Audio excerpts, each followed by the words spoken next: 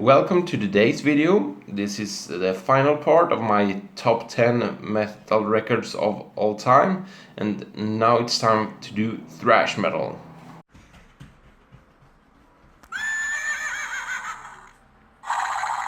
And we will start with my favorite band of all time and their magnum opus, Raining Blood.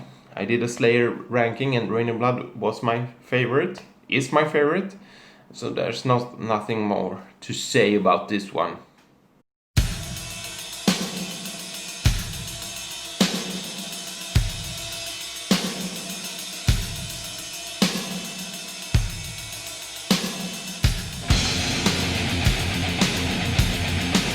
A month after Raining Blood was released, Dark Angel released their sophomore release album Darkness Descends, and it was glorious.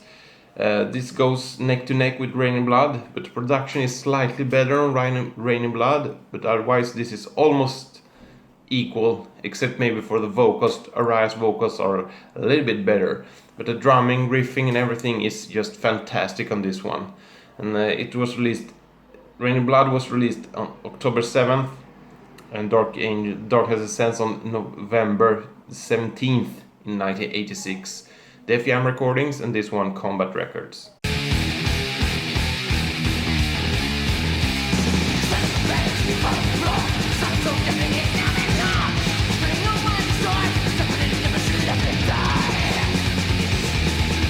And 86 was a great year, as Master of Puppets was also released the same year, for instance. But while Master of Puppets is great, I cannot choose between that and Justice for All, and realize that neither of those actually makes the cut. But the Ultraviolence from 87 by Death Angel would have made a cut if I had a physical copy.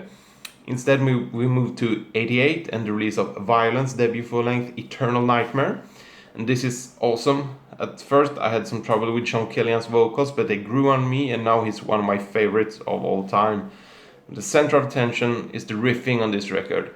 It's fantastic and awesome and magnificent.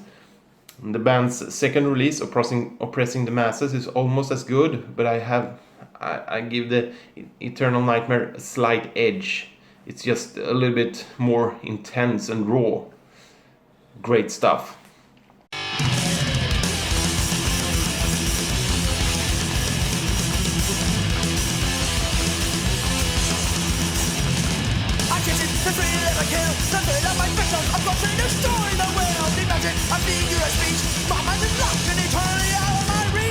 And 1 year later, in 89, we had a magnificent year. First out were Beneath the Remains by Sepultura. And everything on this record is great.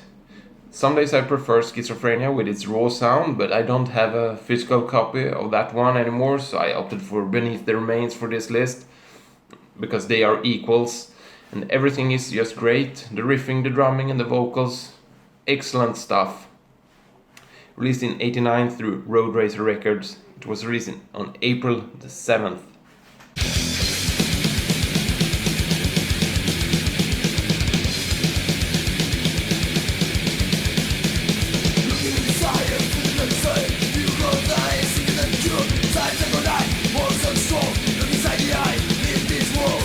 Later in 89, Steamhammer released Sodom's third full-length, Agent Orange.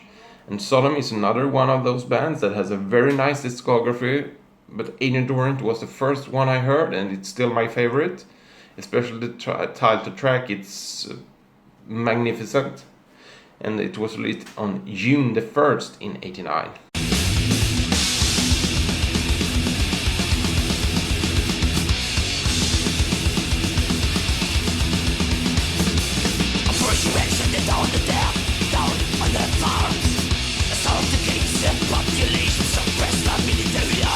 And the same month, Creator released their fourth full-length, Extreme Aggression, on Noise Records. And I think I heard Pleasure to Kill first, but was a little bit put off by the raw production. And when I heard Extreme Aggression with its stellar production and more tight playing, I let Pleasure to Kill go, and I have come to terms with the production on Pleasure to Kill, and I think it's fantastic. But Extreme Aggression is still my favorite. And Coma of Souls is also great, and so is Terrible Certainty. Creator's earlier material are fantastic.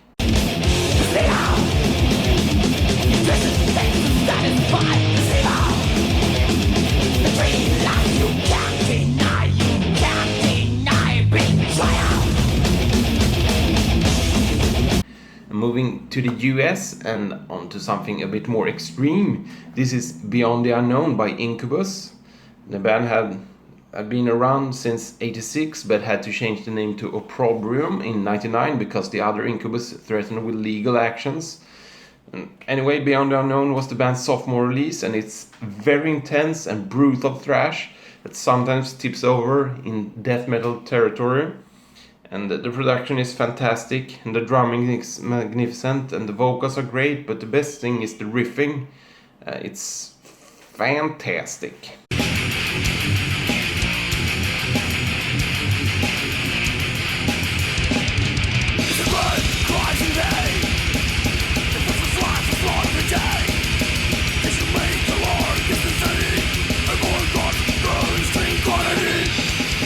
And staying in the US with some brutal thrash metal, we have the sophomore release by Demolition Hammer.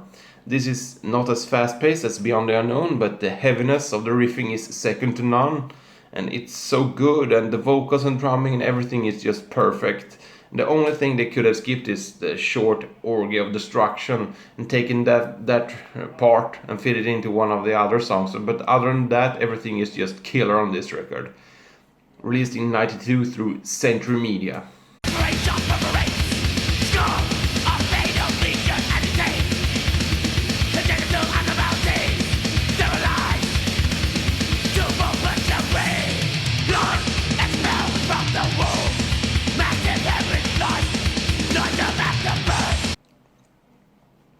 Moving back to Europe and Sweden this time, in the year 2000 Hypnosia released Extreme Hatred, a mishmash of early Creator and Sepultura with a stellar production and magnificent songwriting.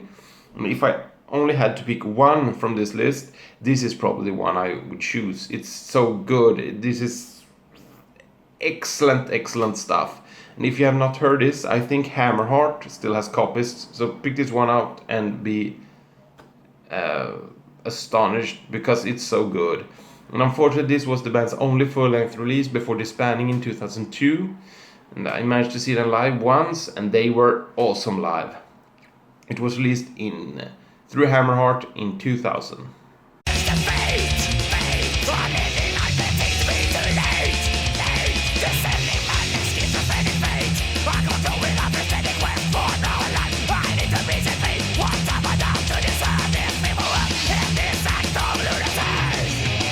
Moving forward to 2017 and the release of Nightmare Logic by Power Trip.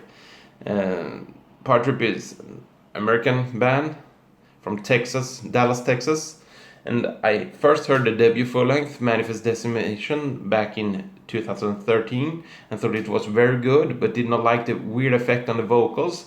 And fast forward to 2017 and Nightmare Logic was released, and it's continuation of Manifest Decimation, but the weird mixing on the vocals were gone and the production is a lot better. Not a lot better, but it's better as a whole, and you have the best thrash release in the past 17 years. And everything is just excellent. And I managed to see the band live 2 years ago with a great sound, and they took everything to another level, including the tracks from the debut, and it was one of the best shows I have ever been to in my 20 years of concert and festivals going. But that concludes this list of my 10 favorite thrash metal releases of all time. Good day.